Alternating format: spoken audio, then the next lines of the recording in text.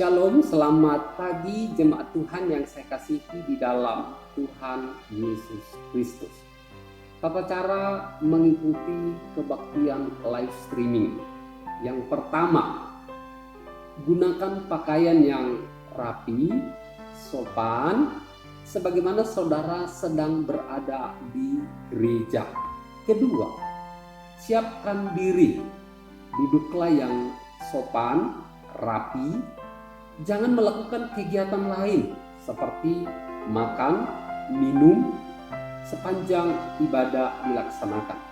Ketiga, ikutilah liturgi serta berpartisipasi aktiflah selama ibadah berlangsung seperti duduk, berdiri, bertepuk tangan, memberikan persembahan. Persembahan saudara dapat dimasukkan di dalam amplop. Dan yang keempat, ikutilah ibadah live streaming dari awal sampai selesainya sebagaimana saudara beribadah di gereja. Demikian panduan tata cara mengikuti kebaktian live streaming. Biarlah ini sungguh menolong kita semua untuk dapat mengikuti ibadah dengan baik. Tuhan Yesus memberkati kita semua. Amin.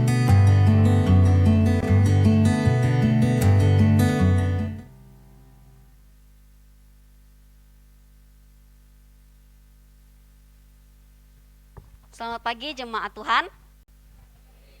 Selamat pagi. Apa kabarnya hari ini? Puji Tuhan. Bersyukur pada pagi hari ini kita berkumpul di sini bersama-sama untuk memuji Tuhan. Mari kita tenangkan hati kita dulu. Pikiran kita hanya untuk Tuhan. Ibadah ini kita buka di dalam nama Allah Bapa, Allah Putra, dan Allah Roh Kudus. Mari kita tenangkan hati untuk mengambil sikap saat teduh. Saat teduh dimulai.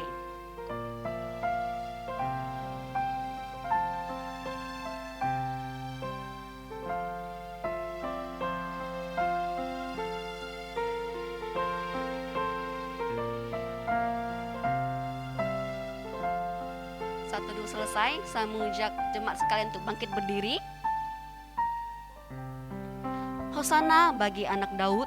Diberkatilah dia yang datang dalam nama Tuhan. Hosana di tempat yang maha tinggi. Mari kita satukan suara kita untuk memuji Tuhan, untuk bersorak-sorak hanya nama Tuhan Yesus. Bersukacita karena dia adalah Raja di atas segala raja. Mari kita angkat pujian, Hosana, puji Tuhan.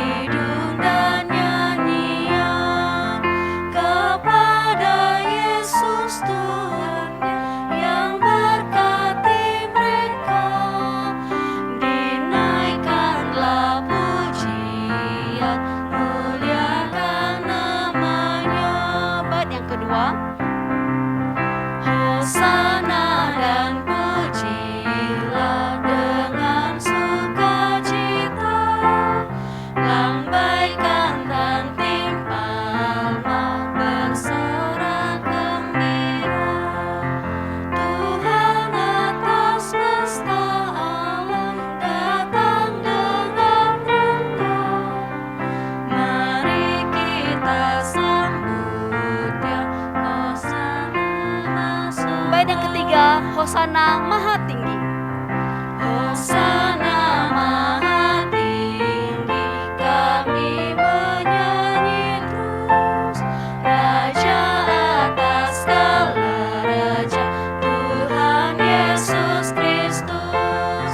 Kami hendak memuji Dia sampai selamanya di hadapan tatanya.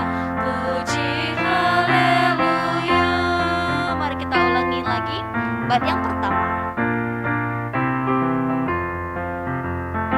Hosana puji Tuhan. Hosana puji. Sorak dan pujilah. Sorak dan pujilah. Merdulah berpaduan.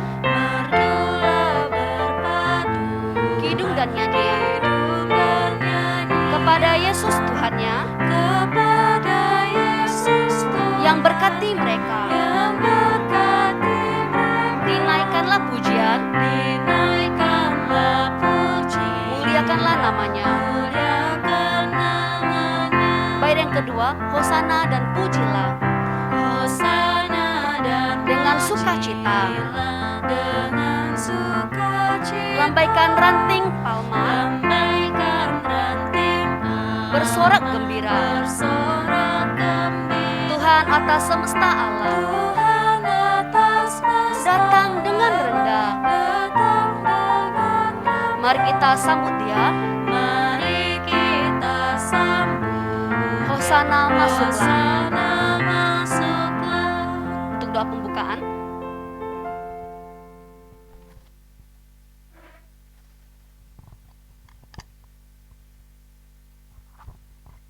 mari kita berdoa. Ya Tuhan, ya Allah kami, Allah yang kami kenal dan kami sembah di dalam dan melalui Yesus Kristus, Tuhan dan Juru Selamat kami.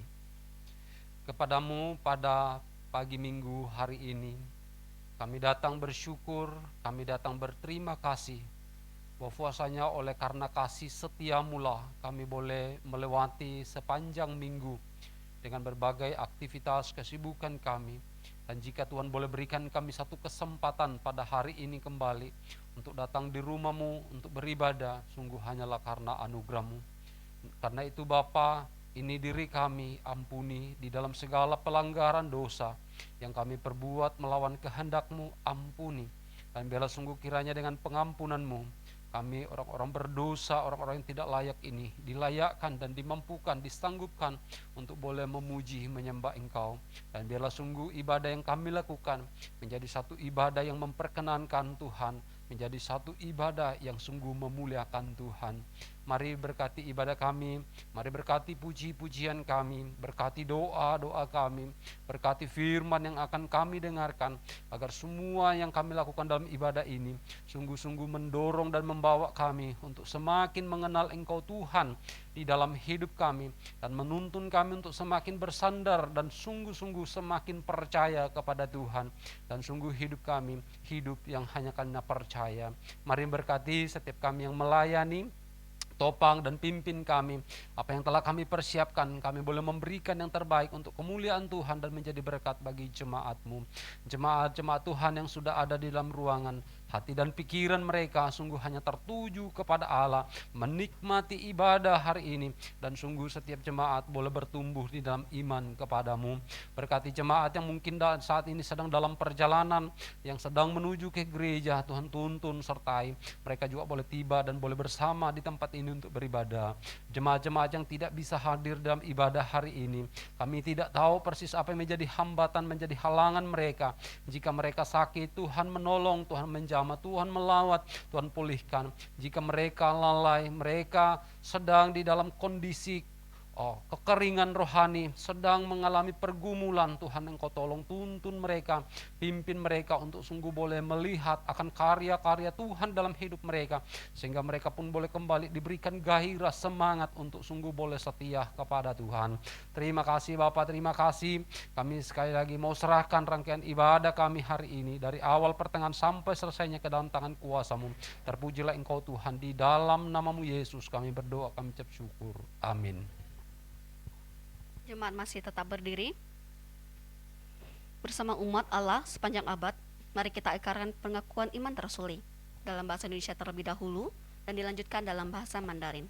Pengakuan iman rasuli.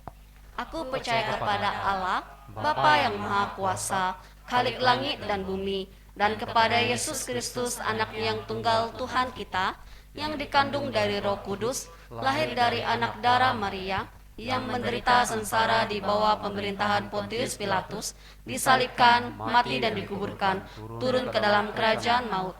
Pada hari yang ketiga, bangkit pula dari antara orang mati, naik ke sorga, duduk di sebelah kanan Allah, Bapa yang Maha Kuasa, dan dari sana Ia akan datang untuk menghakimi orang yang hidup dan yang mati. Aku percaya kepada Roh Kudus, gereja yang kudus dan am, persekutuan orang kudus, pengampunan dosa, kebangkitan tubuh, dan hidup yang kekal. Amin.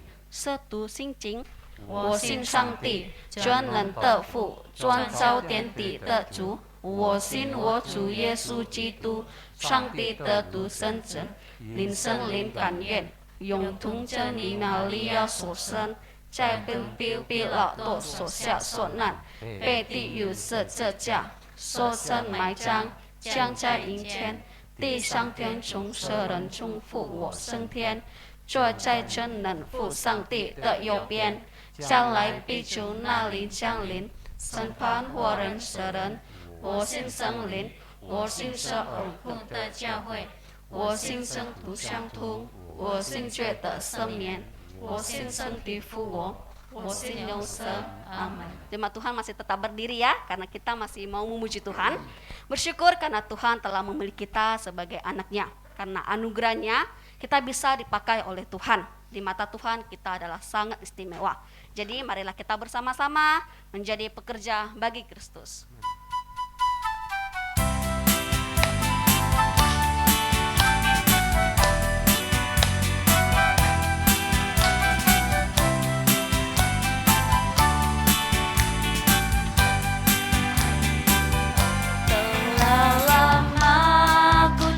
Cari jalan hidup yang lebih pasti, hidup penuh kemenangan setiap hari. Suatu saat Yesus panggilku menjadi pekerja melayani, jadi saksi bagi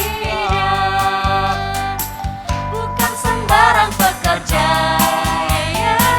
Yesus luar biasa. Dia raja segala raja, memanggilku menuai ladangnya.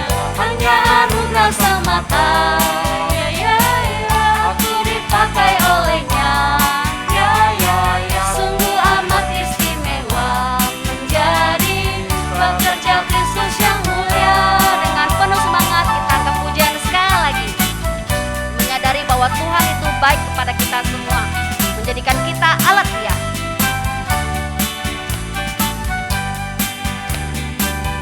Telah lama ku cari-cari jalan hidup yang lebih pasti, hidup penuh kemenangan setiap hari.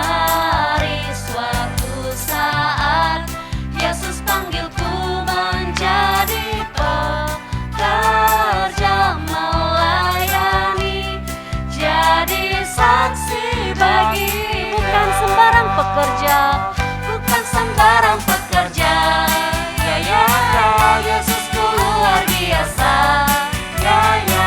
Dia raja segala raja, memanggilku menuai ladangnya. Hanya anugerah semata, aku dipakai olehnya. Sungguh amat istimewa menjadi pekerja Kristus yang mulia. Bukan sembarang pekerja, bukan sembarang pekerja. Yesusku luar biasa. Dia raja segala raja, memanggilku menuai ladangnya. Hanya anugerah semata, aku dipakai olehnya. Sungguh amat istimewa menjadi pekerja Kristus yang mulia. Oke, jemaat dipersilakan duduk kembali. Kita akan buka Alkitab kita. Kita mau baca bacaan pertanggapan kita di dalam kitab Matius pasal 28 ayat 18 sampai 20. Kita akan baca dengan silih berganti. Matius pasal 28 ayat 18 sampai 20. Perintah untuk memberitakan Injil. Yesus memberkati mereka dan berkata, "Kepadaku telah diberikan segala kuasa di surga dan di bumi. Karena itu pergi Jadikanlah semua bangsa muridku, dan baptislah mereka dalam nama Bapa dan Anak dan Roh Kudus. Dan ajarlah mereka melakukan segala sesuatu yang telah kuperintahkan kepadamu, dan ketahuilah, aku menyertai kamu senantiasa sampai kepada akhir zaman. Sampai di sini bacaan pertangkapan kita. Mari kita ajak Tuhan untuk siapkan hati kita untuk mendengarkan firman Tuhan. Biarlah Tuhan yang berbicara dan penuhi kita semua dengan firman Tuhan. Terangilah hidup kita di dalam kasih Tuhan. Tangkat pujian, penuhiku dengan firman-Mu.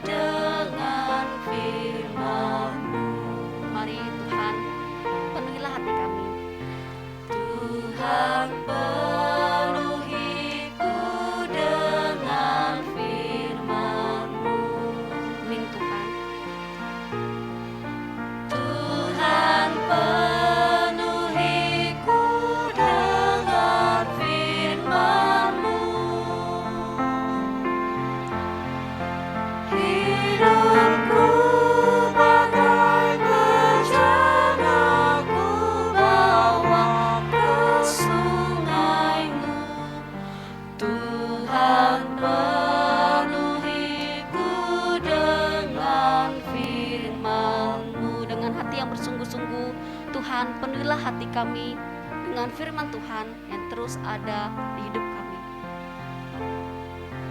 Tuhan, penuhiku dengan firman-Mu. Tuhan, penuhilah kami. Tuhan, penuhiku dengan firman-Mu. Hidupku bagai bejana, ku bawa ke sungai-Mu. Tuhan, penuhiku dengan firman-Mu. Suara laki-laki, suara jemaat pria, silakan bilang, Tuhan, penuhilah hati kami dengan firman-Mu.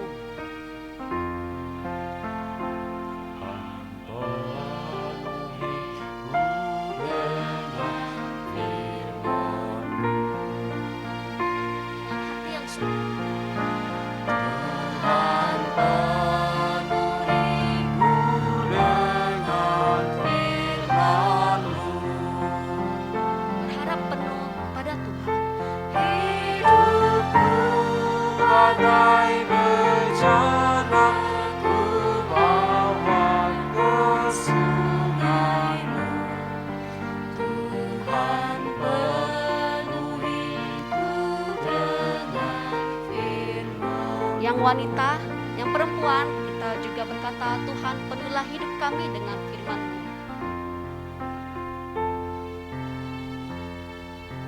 Tuhan penuhiku dengan firman-Mu.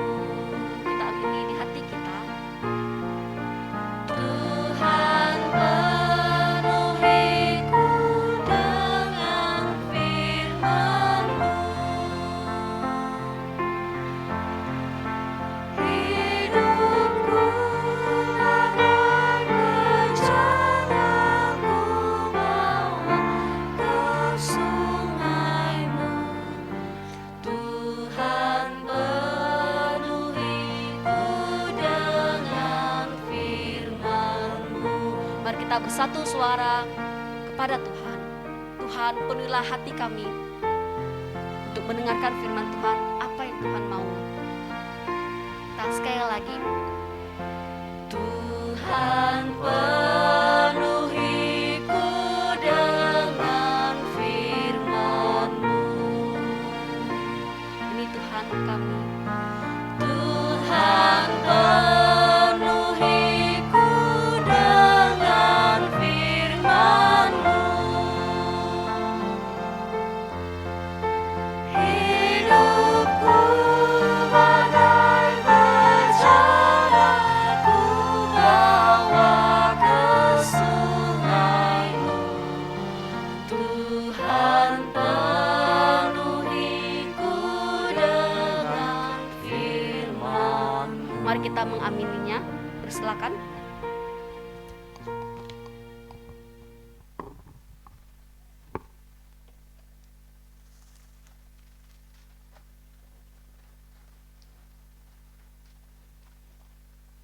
Mari kita tundukkan kepala, kita berdoa.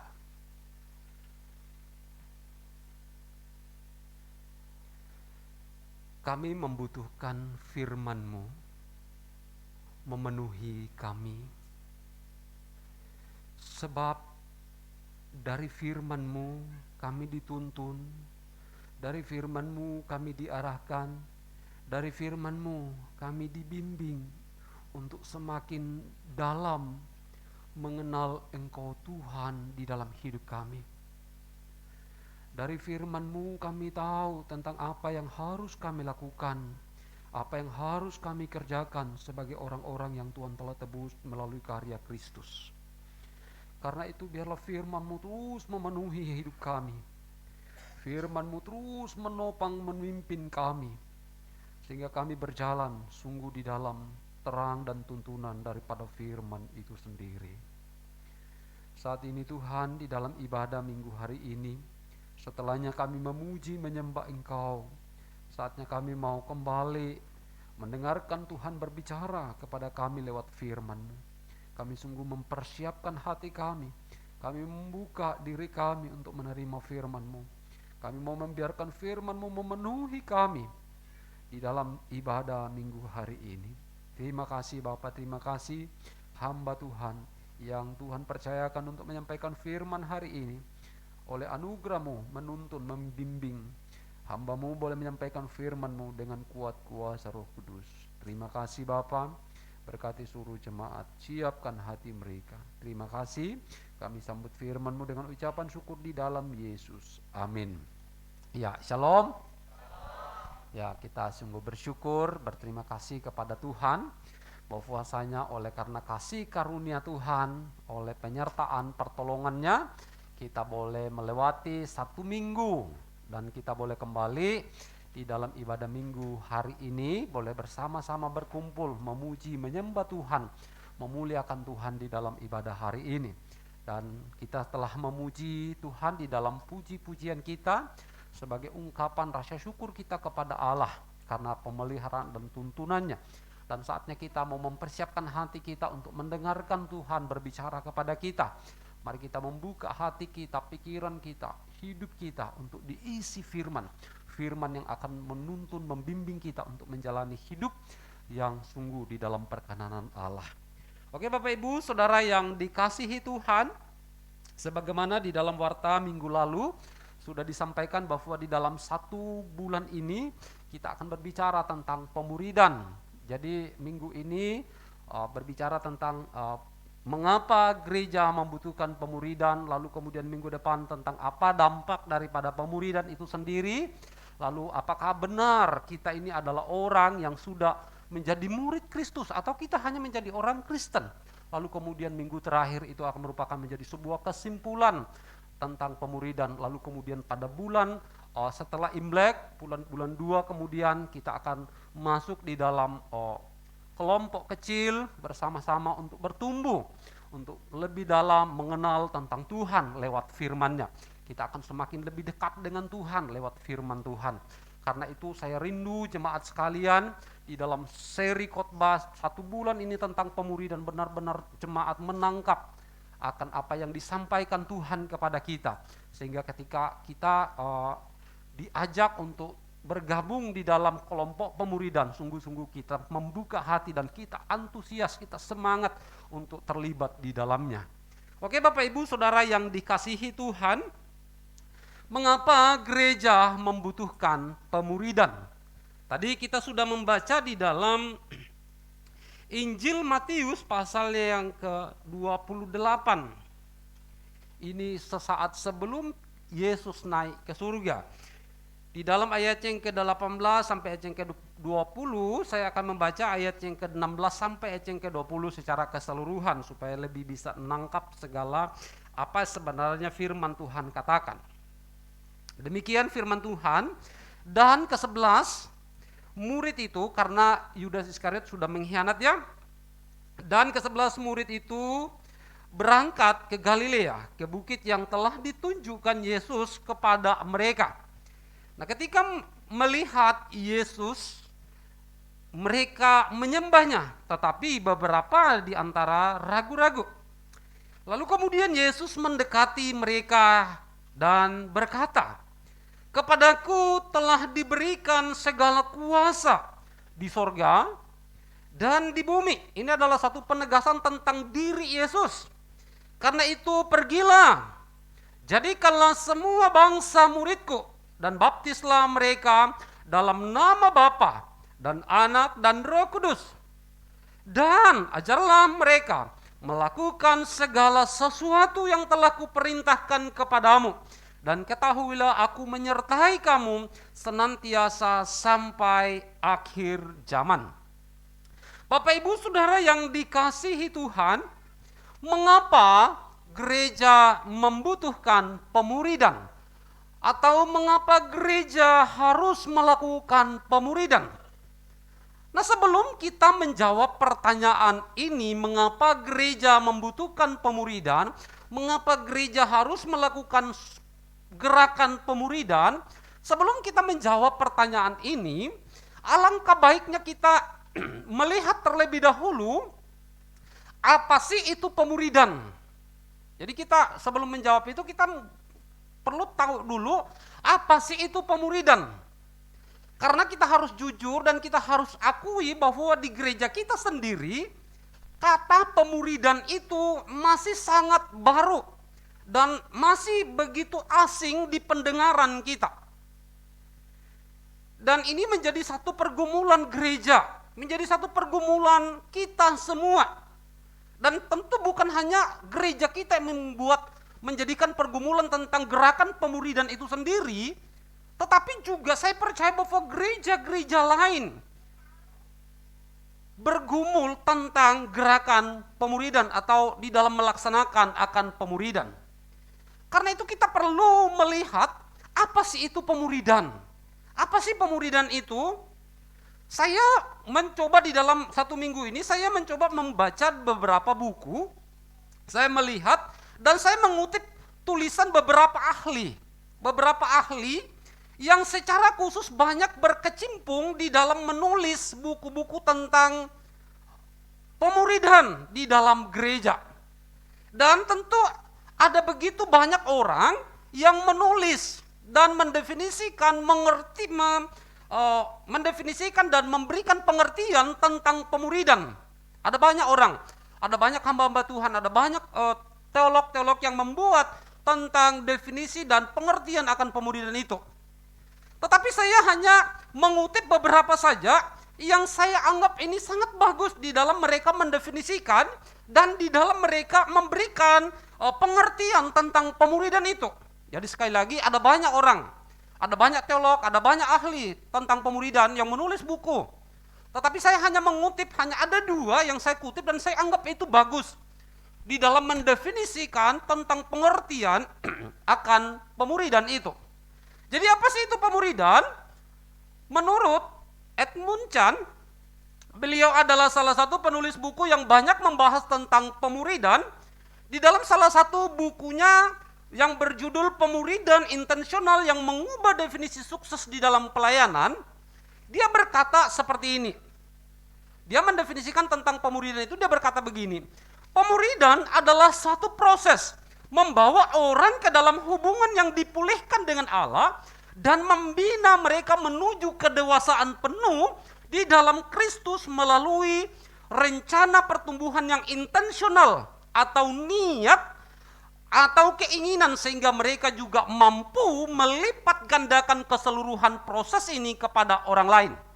Itu ditulis pada tahun 2014. Dengan kata lain, Edmund Chan beliau mau berkata bahwa pemuridan itu adalah proses yang dilakukan oleh gereja. Kira-kira ini dalam bahasa saya, pemuridan itu adalah proses yang dilakukan oleh gereja dengan sengaja terprogram untuk membawa jemaat Tuhan atau umat Tuhan di dalam satu hubungan yang telah dipulihkan Allah untuk menuju kedewasaan rohani di dalam Kristus. Ini saya mencoba membahasakannya. Sedangkan menurut Ronald Lake, dia dalam bukunya Melayani dengan Efektif yang ditulis oleh diterjemahkan oleh BPK Gunung Mulia tahun 1988, dia mengatakan bahwa pemuridan adalah satu proses yang disengajakan di mana seorang Kristen yang telah dewasa rohani membina orang Kristen lain baik secara langsung maupun tidak langsung di dalam satu periode atau waktu tertentu sehingga bertumbuh menjadi orang Kristen yang dewasa. Ini pengertian, ini definisi dari ahli seorang Ronald. Nah, Bapak Ibu Saudara yang dikasihi Tuhan, dari 2 penulis buku terkenal yang mendefinisikan tentang pemuridan ini, baik itu Edmund Chan maupun Ronald, saya mencoba menangkap inti dari apa yang mereka definisikan tentang pemuridan. Saya mencoba mengambil satu kesimpulan bahwa ternyata pemuridan adalah sebagai suatu proses untuk mendewasakan kehidupan rohani orang percaya untuk menjadi serupa dengan Kristus di dalam seluruh bidang kehidupannya. Di dalam pikirannya, di dalam tutur katanya, di dalam perbuatannya, di dalam sikapnya, di dalam karakternya, di dalam kesetiaannya, di dalam kesuciannya, dan sebagainya. Jadi pemuridan membawa seseorang, orang percaya, untuk serupa dengan Kristus di dalam seluruh bidang kehidupannya. Dan inilah menjadi sebuah pergumulan yang sedang kita gumuli di dalam gereja kita di Kumpa ini. Makanya kita sedang gerakan pemuridan yang saat ini dikerjakan oleh Pendeta Ko bersama dengan istri. Dan itu sudah mulai dikerjakan di lingkup majelis saat ini. Jadi majelis-majelis kita sudah ada di dalam suatu kelompok kecil yang dipimpin oleh Pendeta Ko bersama dengan istri. Dan ini menjadi sebuah pergumulan kita, yaitu membawa bukan hanya majelis, bukan hanya aktivis, tetapi kita merindukan bahwa jemaat Tuhan di GKKB Kumpai secara keseluruhan betul-betul dewasa dan serupa dengan Kristus. Nah, ini menjadi sebuah pergumulan kita. Dan kami menyadari, gereja menyadari, hamba Tuhan menyadari bahwa ini tidak mudah, ini tidak gampang, serta-merta untuk bisa dilakukan, untuk menggerakkan orang terlibat di dalamnya. Kami menyadari ini adalah sesuatu yang sulit, tapi kami percaya kalau ini kita kerjakan, maka gereja kita tidak hanya secara komunal dalam kuantitas, dalam jumlah banyak, tetapi kualitas iman jemaat di KKP Kumpai itu menjadi sesuatu yang baik, dan tentu itu menjadi tujuan dari gereja ini. Hidup di dalam serupa dengan Kristus, dan hidup bagaimana Kristus hidup, demikianlah jemaat hidup.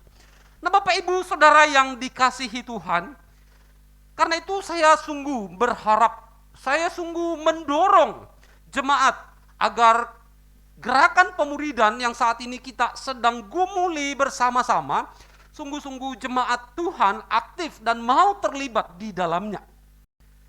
Sebab jika seorang hanya menjadi seorang percaya, jika seseorang hanya menjadi seorang percaya, hanya menjadi seorang Kristen yang mengalami pengampunan Kristus melalui kematian dan kebangkitannya, tetapi dia tidak bertumbuh, tidak memiliki kesaksian yang baik, itu sangatlah disayangkan.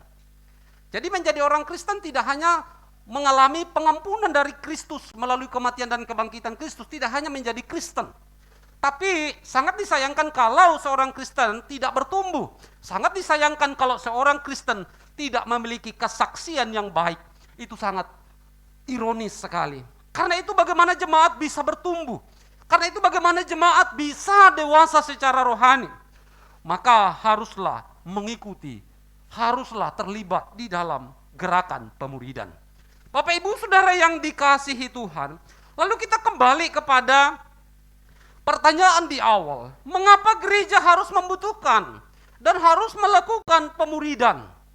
Bukankah ada banyak orang berkata bahwa bukankah dengan membuat pemuridan, gerakan pemuridan, membuat kelompok-kelompok kecil, bukankah itu akan memperbanyak kegiatan gereja? Nanti makin banyak kegiatan gereja, nanti makin sibuk, dan seterusnya. Bapak Ibu Saudara yang dikasihi Tuhan, tetapi mengapa pemuridan itu harus dan dibutuhkan oleh gereja? Mari kita melihat jawaban. Mengapa gereja membutuhkan dan harus melakukan pemuridan? Yang pertama, di dalam Matius 28 ayat 19, jelas sekali di sana adalah mengapa gereja membutuhkan pemuridan? Karena pemuridan adalah perintah agung dari Tuhan Yesus Kristus. Ini penting sekali. Mengapa gereja membutuhkan pemuridan? Karena pemuridan itu adalah perintah agung, amanat agung dari Tuhan Yesus Kristus. Ayat yang ke-19, menjadikan semua bangsa murid Kristus. Menjadikan semua bangsa menjadi murid Kristus. Perintah ini disampaikan sesaat sebelum Tuhan Yesus naik ke sorga, meninggalkan murid-muridnya. Karena itu Matius 28 ini sering kali disebut sebagai amanat agung Tuhan Yesus, yang dimana Yesus mengamanatkan kepada murid-muridnya untuk menjadikan semua bangsa menjadi murid Kristus. Saya pernah mengikuti seminar Pendeta Samuel Fu. Dia pernah berkata begini, dia sampaikan seminar itu pada tahun 2017. Dia berkata begini, Pendeta Samuel berkata begini, bahwa tugas gereja hari ini bukan mempertobatkan manusia, tetapi memuridkan manusia.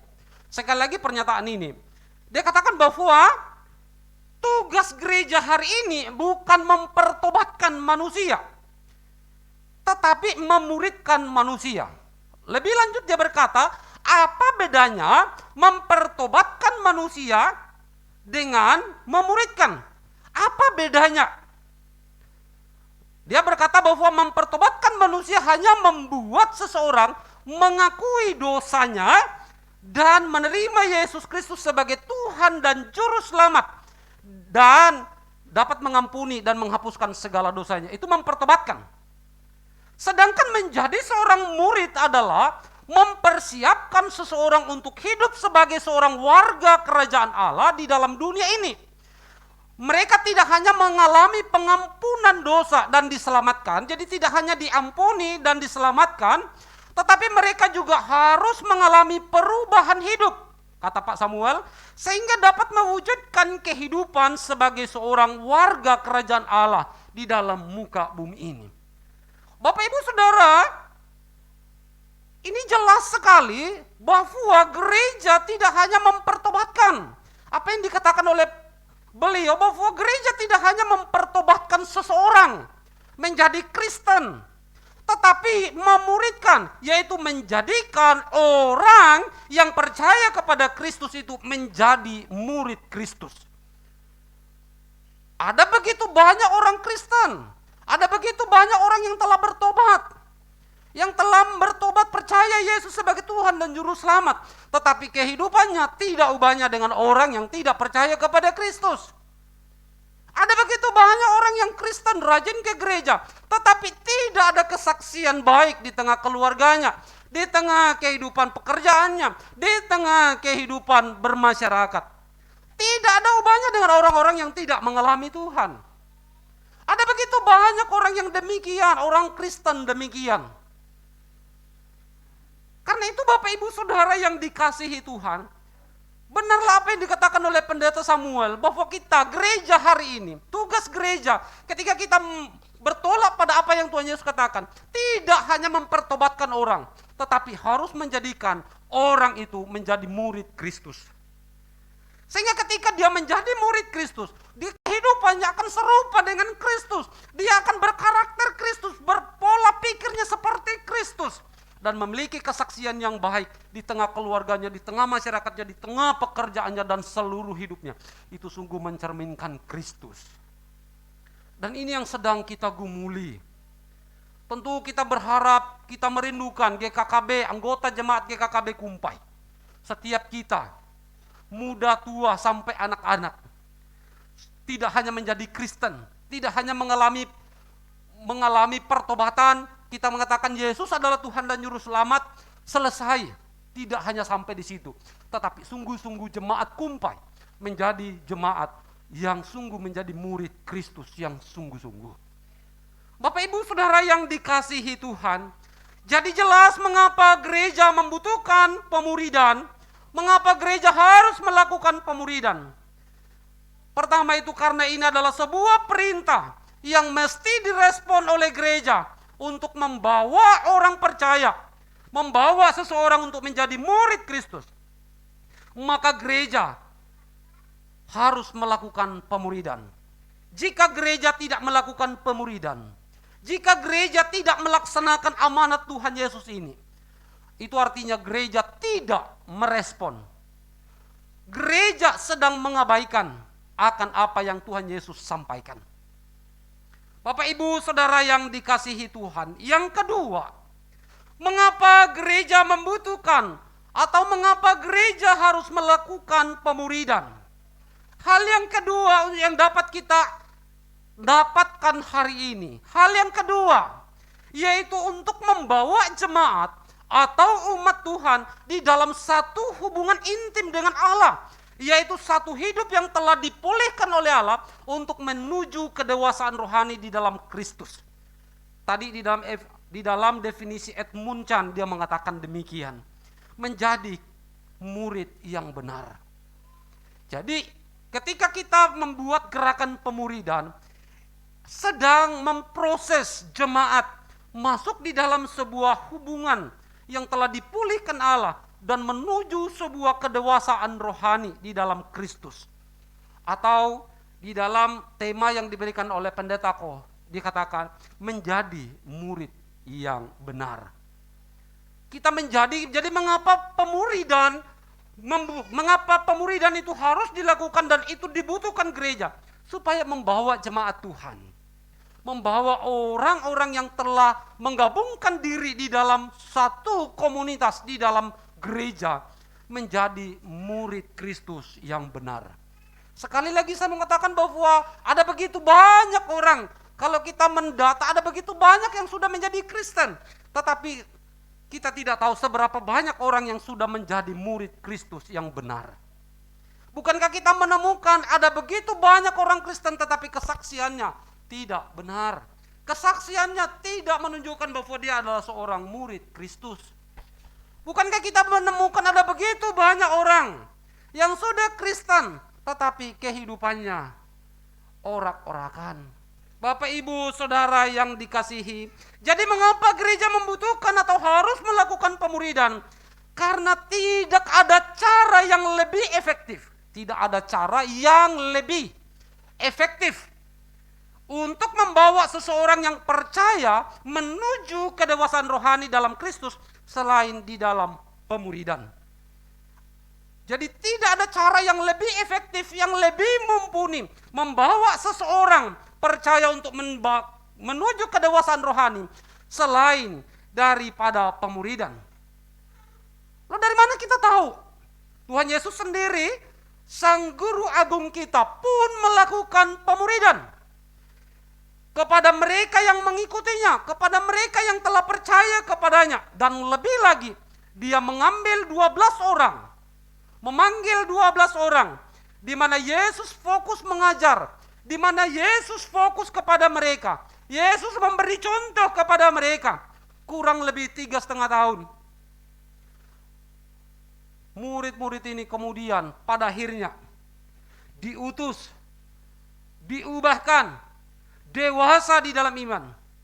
Dan pada akhirnya murid-murid Tuhan Yesus itu menjadi saksi, bahkan menjadi orang-orang yang Tuhan pakai menjadi saksi bagi Kristus di dalam dan melalui kehidupan mereka. Sekalipun kita tahu satu di antara mereka itu gagal, bahkan Petrus sendiri pernah gagal, tetapi kemudian Tuhan panggil, Tuhan tuntun dia untuk menjadi murid yang sungguh-sungguh militan kepada Kristus. Pada akhirnya 11 murid, lalu kemudian ditambah lagi satu, mereka menjadi rasul-rasul Kristus yang membuat orang untuk percaya, menuntun orang untuk datang kepada Kristus. Kita melihat dampak daripada apa yang Yesus kerjakan. Jadi mengapa gereja membutuhkan pemuridan? Karena pemuridan menjadi satu wadah, menjadi satu wadah untuk membawa umat Tuhan bertumbuh di dalam iman kepada Kristus. Hal yang ketiga, mengapa gereja harus dan membutuhkan pemuridan? Hal yang ketiga, sebagai sarana untuk mempersiapkan orang percaya menjadi pemimpin-pemimpin yang baik dan efektif. Bertolak dari yang Tuhan Yesus lakukan, mempersiapkan murid-muridnya. Kemudian murid-murid Tuhan Yesus itu menjadi pemimpin gereja mula-mula. Bahkan hal yang sama dilakukan oleh Rasul Paulus, yaitu memuridkan Timotius menjadi pemimpin di dalam jemaat. Jadi pemuridan adalah satu wadah, satu sarana untuk mempersiapkan orang Kristen, orang percaya menjadi pemimpin-pemimpin yang baik dan efektif. Mungkin tidak menjadi seorang pendeta, mungkin tidak menjadi seorang majelis, tetapi setidaknya dia menjadi seorang pemimpin yang baik di dalam keluarganya. Dia menjadi seorang pemimpin yang baik dan efektif di dalam dirinya sendiri. Dia bisa menjadi pemimpin yang baik dan efektif di dalam komunitas dia dan seterusnya. Karena itu mengapa gereja membutuhkan pemuridan? Karena sebagai sarana, sebagai satu wadah mempersiapkan orang-orang percaya, murid-murid Kristus menjadi pemimpin-pemimpin yang baik dan efektif di dalam menjalani hidup ini. Bukankah itu yang Tuhan Yesus kerjakan? Bukankah itu yang Tuhan Yesus lakukan? Lalu kemudian diadopsi oleh Rasul Paulus di dalam pelayanannya. Dan tidaklah salah ketika GKKB Jemaat Kumpai mengadopsi itu untuk memperlengkapi, membentuk jemaat-jemaat Tuhan di GKKB Kumpai menjadi pemimpin-pemimpin yang baik dan efektif. Jadi apa yang gereja saat ini sedang kerjakan dan sedang digumuli, bahkan sedang dimulai, selain dari merespon akan amanat Tuhan Yesus Kristus dan menuntun jemaat, menuntun umat Tuhan kepada Kristus, membawa jemaat untuk dewasa di dalam Kristus, dan juga mempersiapkan jemaat menjadi pemimpin-pemimpin yang baik. Kiranya sungguh apa yang disampaikan pada hari ini, minggu depan kita akan melihat akan dampak daripada pemuridan itu. Kita akan melihat apa yang akan terjadi, apa dampak daripada pemuridan ketika kita melaksanakan dan kita terlibat di dalamnya. Minggu depan kita akan melihat itu. Tuhan memberkati kita. Amin. Kita berdoa.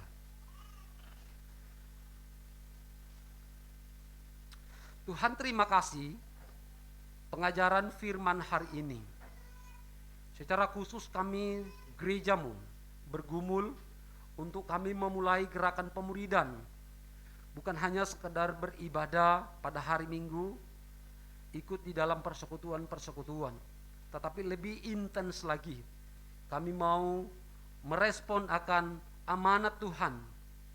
Kami mau menangkap apa yang Tuhan perintahkan kepada kami untuk membawa umat Tuhan menuju kedewasaan rohani serupa dengan Kristus di dalam seluruh bidang hidupnya, dan menuntun dan membawa jemaat umat Tuhan menjadi pemimpin-pemimpin yang baik. Terima kasih pengajaran firman hari ini.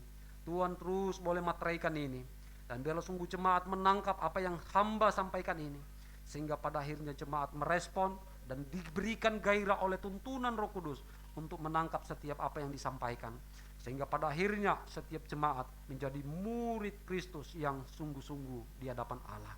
Terpujilah Engkau Tuhan atas kebenaran firman yang Tuhan boleh sampaikan kepada kami pada hari ini melalui hamba-Mu. Di dalam nama-Mu Yesus kami berdoa. Amin.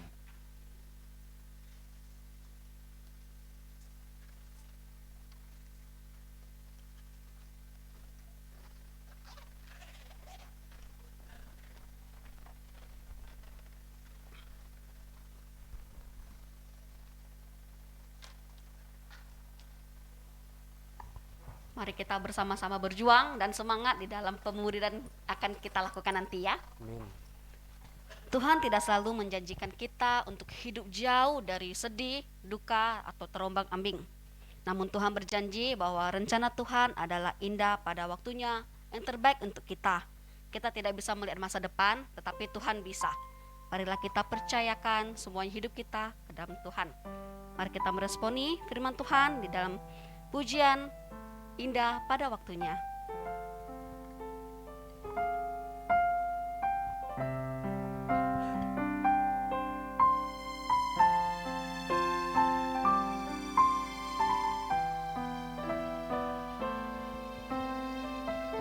Ada waktu untuk berduka.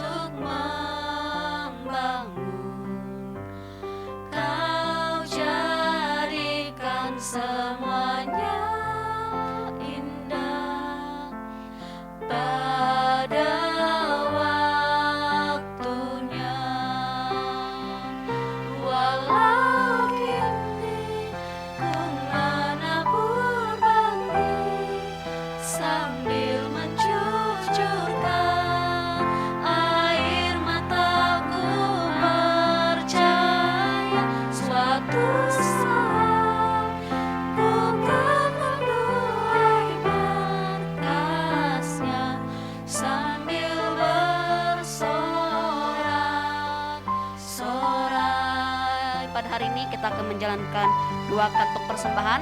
Yang pertama untuk kas diakonia, yang kedua untuk kas umum. Pada petugas dipersilakan.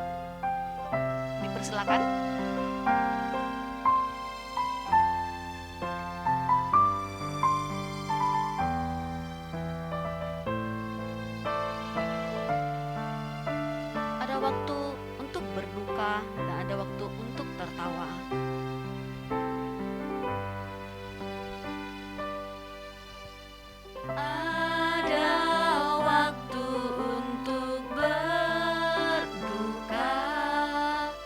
Dan ada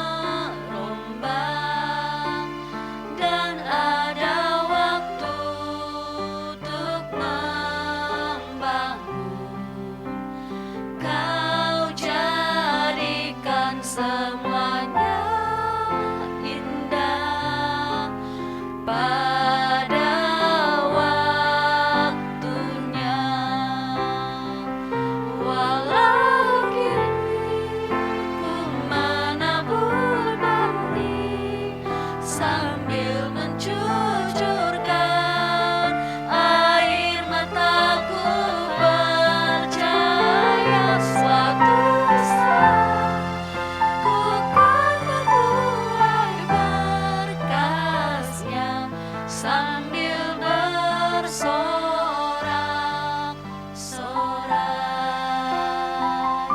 Mari kita percayakan hidup kita untuk Tuhan. Kita percaya bahwa Tuhan akan memberikan kita yang terbaik. Ada waktu untuk berduka dan ada waktu untuk tertawa. Ada waktu untuk berduka dan ada waktu untuk tertawa. Untuk segala sesuatunya ada waktunya. Ada waktu untuk merombak dan ada waktu untuk membangun. Kau jadikan semuanya indah pada waktunya. Walau kini ku menabur balik sambil mencucurkan air mataku, percaya suatu saat ku kan menuai berkasnya sambil bersorak-sorai. Saya mengajak jemaat sekalian untuk bangkit berdiri. Walau kini kita serahkan kepada Tuhan.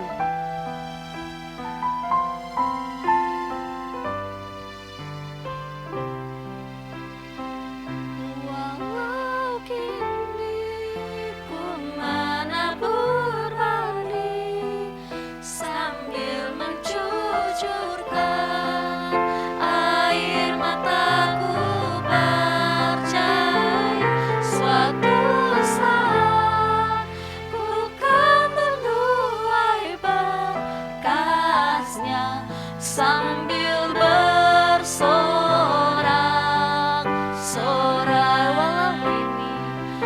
Walau kini ku menabur balik sambil mencucurkan air mataku, percaya suatu saat ku kan menuai berkasnya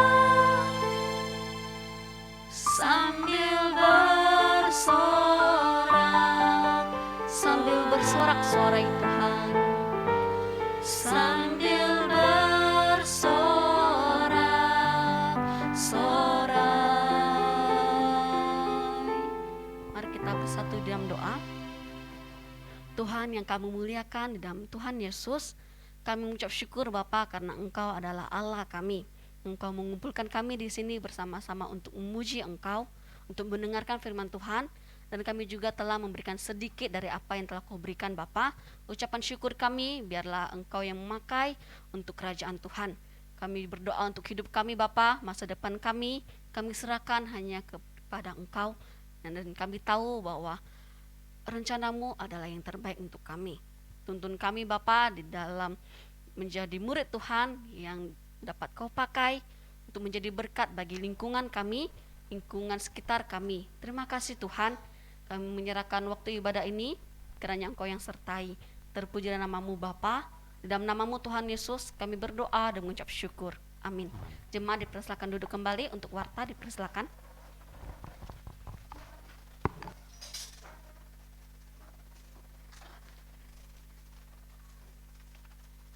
Oke Bapak Ibu Saudara yang dikasihi Tuhan, kita akan masuk dalam warta jemaat. Namun sebelumnya, apakah ada yang pertama kali beribadah bersama dengan kita hari ini? Di bawah apakah ada? Oke, enggak ada ya. Di atas apakah ada? Yang di atas pertama kali beribadah bersama dengan kita apakah ada? Oke, enggak ada ya. Oke. Mari Bapak Ibu Saudara yang dikasihi Tuhan, terus boleh relakan diri kita, boleh dipakai oleh Tuhan untuk boleh menjadi saksi bagi Kristus, untuk mengajak dan membawa orang untuk datang kepada Tuhan. Ya, ajak suamimu, ajak istrimu, ajak papakmu, ajak mamamu untuk mengenal dan percaya Yesus Kristus. Sebab tidak ada keselamatan di luar dari Kristus, itu jelas. Karena itu, kalau engkau mengasihi papakmu, engkau mengasihi mamamu, engkau mengasihi anakmu, engkau mengasihi suamimu, istrimu, ajak mereka percaya Tuhan. Sebab firman Tuhan katakan, tidak ada keselamatan di bawah kolong langit ini selain di dalam Kristus Yesus. Tidak ada seorang pun yang bisa datang kepada Tuhan, kepada sorga, kalau tidak melalui Yesus Kristus. Itu jelas. Karena itu kalau kita mengasihi orang-orang terdekat kita, bawa mereka, tuntun mereka untuk percaya kepada Yesus Kristus. Oke Bapak Ibu Saudara yang dikasihi Tuhan, kita akan masuk di dalam warta jemaat. Dimulai dengan jadwal pelayanan pada minggu depan tanggal 16 Januari, yaitu gereja, dengan tema gereja menghasilkan buah di dalam pemuridan melalui pelatihan pemuridan. Lalu kemudian pembicara masih saya, pemimpin pujian, Saudari Winda, backing vokal, Saudari Eli dan Saudari Cincing, musik, Kevin, Lili, Milna dan Jose. Petugas persembahan, Ibu Asiu dan Ibu Juncai. Ya, hari ini kayaknya enggak ada ya. Ya. Ada Ibu Juncai. Ibu Asiu? Oke ya. Ya, minta tolong Ibu Asiu ya, ditahu ya. Kemudian jadwal pelayanan ibadah sekolah minggu pada minggu depan tanggal 16 Januari, yaitu dengan tema dosa akan. Dengan cerita firman Tuhan, Saudari Vivi, pemimpin pujian, Chris dan Helen, musik Nanda Ella. Lalu kemudian jadwal pelayanan ibadah tunas remaja pada 16 Januari, hidup yang bergabung, bersekutu dengan Allah, yaitu Henok. Kejadian 5 ayat 21 sampai 24, pembicara Ibu Esther, pemimpin pujian Ayen, singer Jesslyn dan Acu, pemusik Asau, Jose dan Abu, petugas persembahan Andri, operator LCD Teresia. Lalu kemudian ini laporan persembahan yang masuk pada minggu yang lalu. Laporan persembahan dalam ibadah raya minggu pada minggu lalu sebesar 1.082.000. Kemudian ibadah sekolah minggu 154.000, ibadah tunas remaja 307.500 rupiah. Kemudian persembahan persepuluhan yang masuk di panjang minggu, keluarga Aprianto dan Leni 1.300.000, Amoy 100.000, 097 200.000, keluarga Sanliong dan Esther 800.000, keluarga Maria Natalia 300.000. Nah, ini yang laporan keuangan yang masuk sepanjang minggu ini. Nah, bagi Bapak Ibu jemaat sekalian yang ikut di rumah, yang masih ikut di rumah ataupun jemaat yang ada di luar, yang mengasihi pekerjaan pelayanan Tuhan dan mau mendukung gereja Tuhan di tempat ini, silahkan boleh langsung di scan barcode di beberapa aplikasi dan juga boleh langsung di nomor rekening gereja kita yang ada tertera ya. Oke, lalu kemudian Bapak Ibu Saudara, masih berkaitan dengan apa yang sedang kita sampaikan lewat firman Tuhan. Karena itu gereja kita sebagai hamba Tuhan, saya mengajak jemaat sekalian untuk mengikuti ibadah di gereja dengan membawa Alkitab dalam bentuk buku. Ya, banyak hal yang akan menolong kita ketika kita bawa Alkitab dengan buku. Pertama, ya, jemaat sekalian ketika datang ke gereja, ini secara kasat mata saja ya, Bapak Ibu akan, misalnya Afin pergi ke gereja. Tadi saya lihat bawa Alkitab gitu ya. Kalau hanya langsung bawa HP, Afin kayaknya pergi jalan-jalan ke mall, kira-kira seperti itu ya. Jadi orang bisa berpersepsi yang lain. Hal yang kedua, Bapak Ibu Saudara, kalau kita tidak menggunakan Alkitab dalam bentuk buku, kemungkinan besar ketika kita ditanya di mana kitab Kejadian, kita buka di kitab Wahyu. Kenapa? Karena kita karena kalau di HP itu begitu kita buka, tinggal masukkan Kejadian langsung dia keluar tag. Tapi begitu buka Alkitab, saya kasih contoh ya, 2 minggu atau 1 minggu yang lalu ya, saya ikut di Tunas Remaja. Lalu kemudian diajak untuk buka, karena anak remaja sekarang sudah diwajibkan untuk bawa Alkitab. Tapi ini sedang juga proses dan itu tidak masalah. Lalu kemudian buka satu kitab itu kesusahan sekali. Lalu kemudian saya bantu. Nah ini adalah salah satu efek karena kita sudah membiasakan menggunakan Android. Jadi kita menggunakan Android. Dan saya percaya Bapak Ibu masih punya Alkitab di rumah. Tapi kalau misalnya itu karena kita memang sudah membiasakan diri menggunakan Android, kemungkinan besar itu sudah dibawa tumpukan. Nah karena itu kita mau kembali menggerakkan jemaat Tuhan untuk boleh mengikuti ibadah dengan membawa Alkitab. Ya, itu akan jauh lebih efektif, itu akan jauh lebih baik ya ketika membawa Alkitab ya. Jadi mungkin di dalam beberapa bulan kemudian kita tidak akan menggunakan lagi slide. Jadi Alkitab kita tidak lagi membuka slide ya. Tapi kita menggunakan buku. Mari kita bersama-sama membuka Alkitab kita. Nah, jadi kan enak gitu ya, pemimpin pujian Bapak Ibu Saudara, kita akan membaca bacaan bertanggapan kita. Mari kita buka Alkitab kita misalnya di dalam Kejadian. Jemaat sekalian buka Alkitabnya. Kalau tidak bawa Alkitab, sebenarnya pemimpin, mari kita buka Alkitab kita. Dia tidak usah. Mari kita baca di slide kita gitu ya. Jadi Jadi saya berharap jemaat sekalian bawa Alkitabnya ya.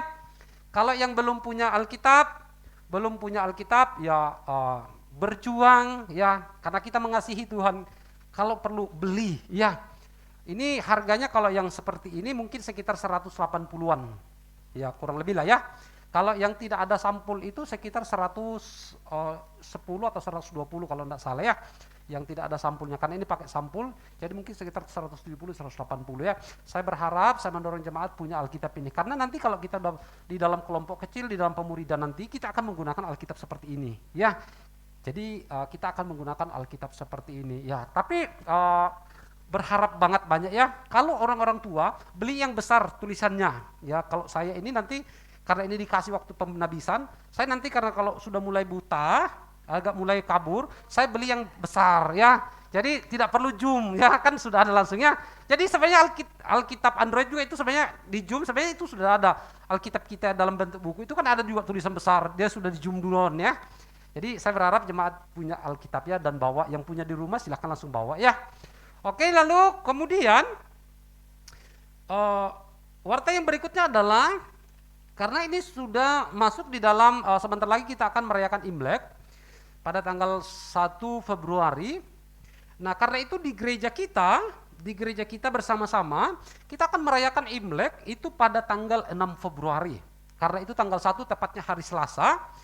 Jadi karena kalau misalnya kita buatnya lebih awal itu kurang pas. Jadi kita majukan di tanggal 6 Februari kita akan merayakan Imlek di gereja kita. Nah, sebagaimana kebiasaan kita ya, mengajak jemaat untuk bawa kue ya, untuk bawa kue. Nanti gereja akan siapkan juga kue di gereja, tapi jemaat juga boleh membawa kuenya untuk kita makan bersama-sama di dalam ruangan. Nanti kita akan buat meja di dalam ruangan ini. Jadi kita ambil lalu kemudian duduk lalu kemudian makan bersama-sama. Jadi momen kekeluargaannya itu dapat. Jadi nanti kita akan buat meja, karena kita ada meja panjang, kita buat, baru kue kita taruh di situ setelah ibadah, lalu kemudian minumnya juga di situ. Jadi kita cuma ambil lalu kemudian duduk kembali ya.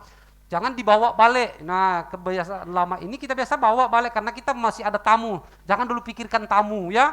Tapi kita boleh bersama-sama dulu di dalam kekeluargaan untuk momen Imlek itu ya. Jadi berharap jemaat boleh betul-betul hadir merayakan Imlek bersama-sama di gereja kita. Lalu kemudian gunakan toplesnya itu bukan toples yang kaca, ya, tapi pakai toples bika. Ya bika kah, Devon? Mika ya. Jadi yang kalau tidak salah itu 2.500. Jadi tidak usah lagi pikirkan mau bawa toplesnya balik ya, biarkan di gereja ya. Nah, nanti kalau ada lebihnya minggu depannya masih bisa kita makan lagi sama-sama kira-kira seperti itu ya. Oke Bapak Ibu ya, jadi tanggal 6 kita akan ada perayaan Imlek di gereja kita. Nanti gereja akan siapkan kue, jemaat juga boleh bawa kue dari rumah untuk kita makan bersama-sama ya. Oke. Nah, lalu kemudian bagi jemaat yang ingin baptis, nah bagi jemaat sekalian yang uh, sudah usianya 15 tahun ke atas dan sudah benar-benar kamu merasakan bahwa Tuhan telah memanggil saya untuk menjadi seorang yang percaya dan saya sudah yakin bahwa Yesus Kristus adalah Tuhan dan Juru Selamat, silakan saudara mulai hari ini gumulkan. Nah, setelah lewat Imlek, kemungkinan pertengahan bulan 2 kita akan mulai kelas katekisasi. Kita akan mulai kelas katekisasi di gereja. Nah, karena itu bagi saudara-saudara jemaat Tuhan yang sudah yakin mengaku bahwa Yesus Kristus adalah Tuhan yang telah mati dan bangkit, silakan gumuli dan doakan, lalu kemudian saudara daftarkan kepada saya dan juga kepada majelis siapapun lah. Bapak Ibu langsung daftar, lalu kemudian nanti kita akan minta untuk surat kesaksian, lalu kemudian saudara akan masuk di dalam sebuah kelompok kelas pemuridan ya. Silakan Bapak Ibu yang sudah usia 15 tahun ke atas dan secara usia 15 tahun dan sudah yakin bahwa Yesus Kristus yang telah mati dan bangkit yang mengampuni dosaku, silahkan daftar kepada kami ya. Oke, demikian warta jemaat yang dapat disampaikan pada hari ini. Atas perhatian jemaat sekalian diucapkan terima kasih. Tuhan Yesus memberkati dan terus menopang dan memimpin jemaat sekalian. Oke Bapak Ibu Saudara, sebelum kita masuk di dalam doa berkat akan laporan keuangannya. Oke.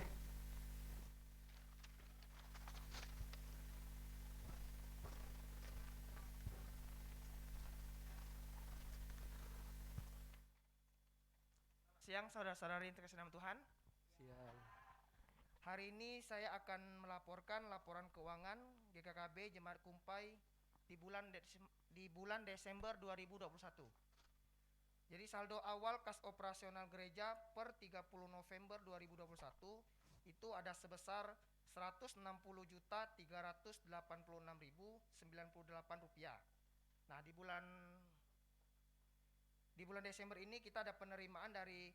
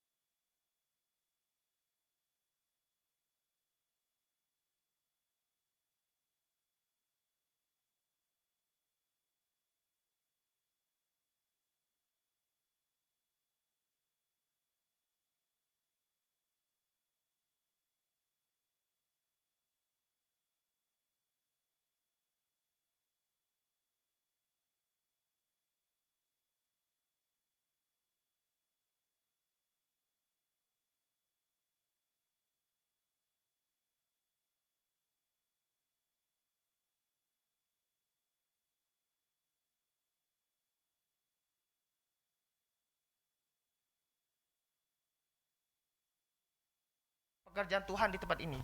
Tuhan Yesus memberkati. Amin.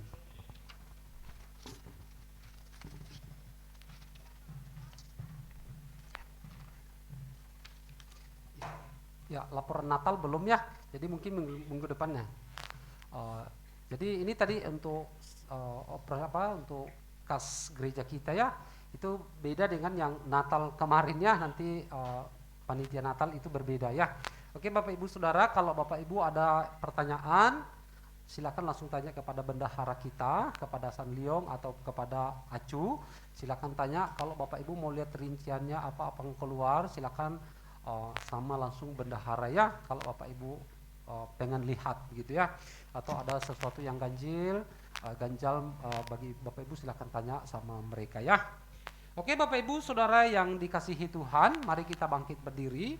Kita akan mengakhiri seluruh rangkaian ibadah kita dan kita akan menerima doa berkat. Namun sebelumnya kita naikkan pujian doksologi, puji Allah Bapa, Putra dan Roh Kudus. Sesudah itu kita akan menyatakan percaya, ya, amin ya.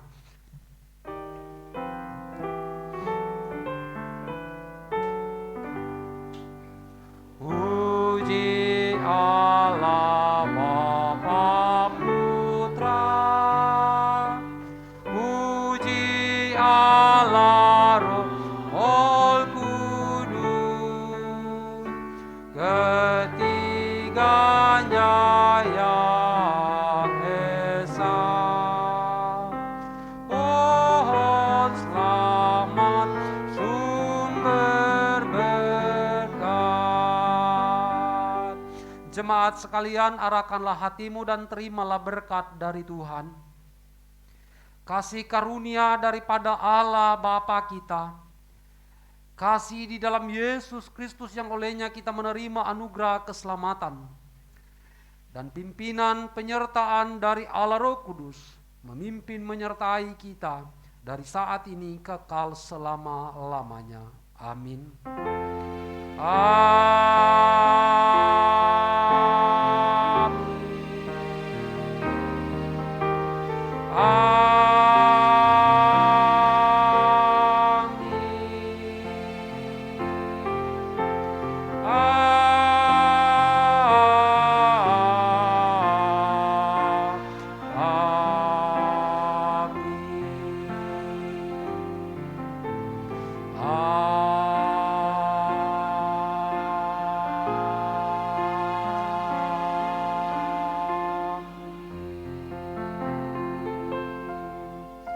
Silakan duduk.